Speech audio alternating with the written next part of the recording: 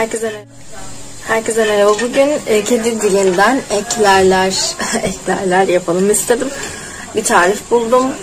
Şimdi beraber onu deneyeceğiz. Bakalım nasıl olacak. Öncelikle ekler BİM'den değil başka yerlerden de alabilirsiniz bu arada. 2 paket çıkıyor içinden ama saymadım kaç tane çıktığını. Eklerin iç muhallebisi için 1 yemek kaşığı nişasta, 50 gram tereyağı, 3 su bardağı süt, 1 paket şekerli vanilin, 5 yemek kaşığı kadar un ve yine 5 yemek kaşığı kadar da şeker.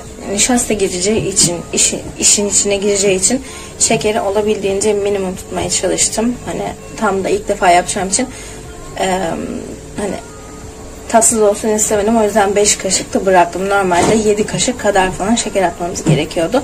Ben birazcık kendime göre böyle bir azaltma yaptım. Yani azaltmaya gittim. Yine şöyle gösterebiliriz.